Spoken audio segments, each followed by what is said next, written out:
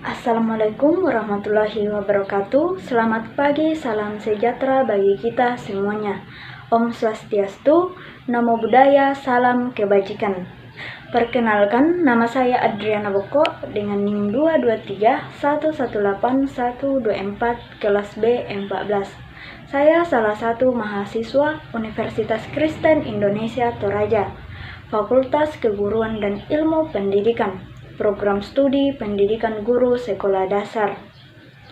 Nah, adapun tujuan saya membuat video edukasi ini dengan tema pentingnya penggunaan strategi dan media pembelajaran IPS di SD, yaitu untuk memenuhi tugas ujian akhir semester mata kuliah pembelajaran IPS di SD yang diampu oleh Bapak Hendrik SPD MPD. Baik, sebelum kita membahas berbagai strategi dan media yang menarik, ada baiknya kita memahami dulu pengertian dasarnya.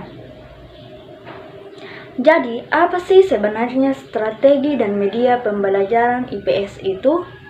Nah, strategi pembelajaran adalah cara, metode, atau rencana yang digunakan guru untuk mencapai tujuan pembelajaran secara efektif dan menyenangkan. Nah, bayangkan strategi ini seperti peta perjalanan. Ia melibatkan perencanaan yang matang, pelaksanaan yang terstruktur, dan evaluasi yang tepat untuk memastikan siswa mencapai tujuan bersama. Selanjutnya, media pembelajaran IPS adalah alat atau sarana yang membantu proses pembelajaran IPS. Nah, media ini bisa berupa visual, audio, atau multimedia yang dirancang khusus untuk memfasilitasi pemahaman konsep-konsep IPS secara interaktif. Jadi, media ini seperti jembatan yang menghubungkan materi abstrak dengan pemahaman konkret siswa. Nah, setelah kita memahami pengertiannya, sekarang pertanyaannya adalah strategi apa dan media pembelajaran apa saja yang efektif untuk pembelajaran IPS di SD. Mari kita bahas satu per satu. Contoh strategi, ada beberapa strategi pembelajaran yang terbukti efektif untuk IPS di SD. Pertama, diskusi kelompok. Dengan strategi ini, siswa berdiskusi dalam kelompok kecil untuk membahas topik tertentu. Nah, manfaatnya meningkatkan kolaborasi dan pemahaman materi secara bersama-sama. Kedua, pembelajaran berbasis proyek. Ini, siswa mengerjakan proyek yang relevan dengan materi IPS, seperti membuat model geografi, presentasi, budaya, atau riset tentang ilmu isu sosial. Nah, strategi ini membuat pembelajaran lebih konkret dan bermakna. Ketiga, role play atau bermain peran. Siswa berperan dalam situasi yang berkaitan dengan materi IPS, seperti simulasi negosiasi, debat politik, simulasi pasar.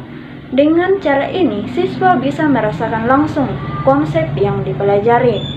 Keempat, peta pikiran.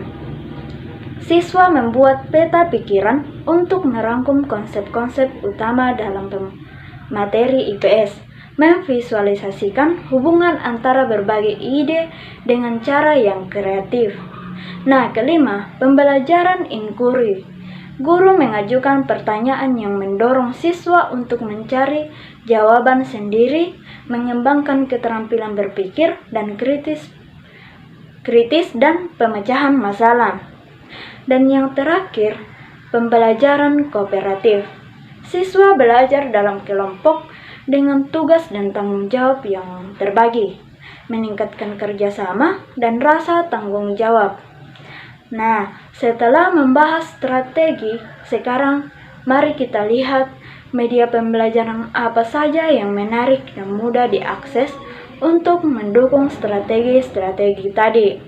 Nah, berikut adalah beberapa contoh media pembelajaran yang bisa digunakan. Pertama, peta. baik peta fisik, digital maupun interaktif untuk memfasilitasikan lokasi, wilayah, dan hubungan antar wilayah. Yang kedua, gambar berupa foto, ilustrasi, atau grafik untuk menggambarkan peristiwa sejarah, budaya, atau konsep-konsep IPS. Dan yang ketiga, video berupa dokumenter, film pendek, atau animasi untuk memperjelas materi IPS dan membuat pembelajaran lebih hidup. Dan yang keempat adalah model seperti geografi, transportasi, atau ekonomi untuk mempermudah siswa memahami konsep-konsep secara konkret. Dan yang kelima, audio seperti musik, lagu, atau podcast yang berkaitan dengan materi IPS untuk meningkatkan pemahaman dan minat belajar. Dan yang terakhir, buku berupa teks, referensi, atau majalah yang berisi informasi tentang materi IPS. Dan situs berupa web, edukatif, atau portal pembelajaran daring yang menyediakan materi IPS secara interaktif. Mungkin Anda bertanya, mengapa kita perlu repot-repot menggunakan berbagai strategi dan media ini? Apa sih manfaatnya? Nah, mari kita bahas. Ada beberapa manfaat penting dari penggunaan strategi dan media pembelajaran yang tepat. Yang pertama, meningkatkan motivasi. Pembelajaran yang interaktif dan menarik dapat meningkatkan minat dan motivasi siswa untuk belajar. Siswa tidak lagi merasa bosan dengan pembelajaran yang monoton. Yang kedua, meningkatkan pemahaman. Media yang visual dan interaktif membuat siswa memahami konsep-konsep IPS secara jelas dan mendalam. Nah, materi yang abstrak menjadi lebih konkret. Yang ketiga, mengembangkan keterampilan. Strategi pembelajaran yang aktif membantu siswa mengembangkan keterampilan berpikir kritis, pemecahan masalah, kolaborasi, dan komunikasi, keterampilan yang penting di abad 21. Nah, yang terakhir, meningkatkan keterampilan strategi dan media pembelajaran yang sesuai dengan gaya belajar siswa dapat meningkatkan keterlibatan siswa dalam proses pembelajaran.